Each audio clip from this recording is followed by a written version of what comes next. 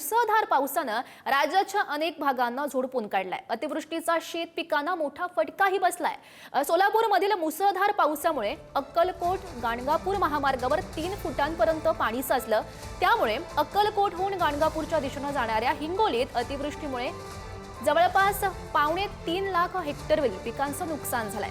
वर्धा जिल्ह्यात 516 गावांना अतिवृष्टीचा फटका बसलाय, त्यामुळे पंचनाम्यांना सुद्धा सुरुवात झाली आहे। तिकडे बुलढाणा जिल्ह्यातही तब्बल 167 गावातील 5411 हेक्टर शेत जमीन खरडून निघालेली आहे। आणि या सर्व संकटामधून पुन्हा एकदा सावरण्यासाठी शेतकऱ्यांना पुढील काही वर्ष विविध अडचणींचा सामना सुद्धा करावा लागणार आहे। सोयाबीनपासून फळबागापासून तर अनेक पिकं खरीपाची हातातून गेली, त्यांना मदत करण्याची आवश्यकता होती। फार निवडणुकीच्या पूर्वी 3 हेक्टरपर्यंतची मदत दाखवली, जीआर बदलला होता, आता 1 हेक्टरवर आले। काय त्याच्याने होणार आणि तेही पैसे कधी मिळतील यांचा भरोसा नाही। पंचनामे करा। हे पंचनाम्याने काय शेतकऱ्यांचा पंचनामा होतोय आणि हे पंचनामे करायला लावलेत। उद्ध्वस्त झालेल्यांना लवकरात लवकर कर्जमाफी दिली पाहिजे आणि 50,000 रुपये प्रति हेक्टरी मदत केली तर शेतकरी सावरेल। प्रशासनाने काम सुरू केलेलं आहे, पंचनामे वगैरे केलेले आहेत, सगळी आकडेवारी समोर आहे।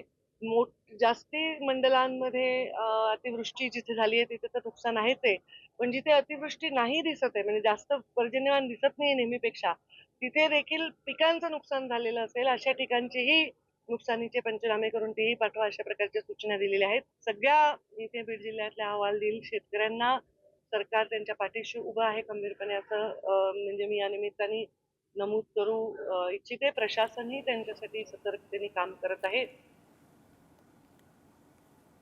तर अहिल्यानगर तालुक्यातील खडकी गावातली ही दृश्य रात्रभर खरं तर मुसळधार पाऊस झाला, त्यामुळे संपूर्ण शेत पाण्याखाली गेलाय। मका फळबागांचं मोठ्या प्रमाणात नुकसान झालंय, गुडघ्यापर्यंत शेतात पाणी साचलंय, त्यामुळे शेतकऱ्याचं आर्थिक गणित यामुळे कोलमडलंय।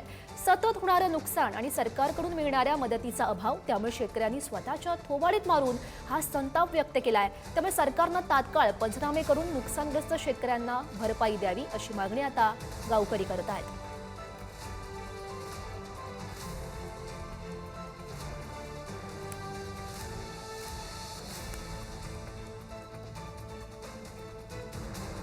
ही बुलढाण्यातली दृश्य आहेत। यंदाच्या पावसाळ्यात शेतकऱ्यांसह कृषी क्षेत्रासमोर एक नवं संकट उभं ठाकलं असून बुलढाणा जिल्ह्यात अतिवृष्टीमुळे पिकांचं नुकसान होत असतानाच आता शेत जमीन सुद्धा खरडून जाण्याचं प्रमाण वाढल्याचं चित्र। गेल्या 5 महिन्यात अतिवृष्टी दरम्यान जिल्ह्यातील तब्बल 167 गावांमधील 5411 हेक्टर शेत जमीन खरडून निघाली आहे। प्रशासकीय नोंदीमध्ये 12 कोटींच्या आसपास नुकसान झाल्याचं नमूद आहे, परंतु ही जमीन पुन्हा कसण्यासाठी तयार करण्यात शेतकऱ्यांचे बरेच वर्ष निघून जातात। त्यामुळे यंदाच्या पावसाळ्यात शेतकऱ्यांना दुहेरी फटका बसलाय। या सर्व संकटातून पुन्हा एकदा सावरण्यासाठी शेतकऱ्यांना पुढील काही वर्ष विविध अडचणींचा सामना सुद्धा करावा लागणार आहे।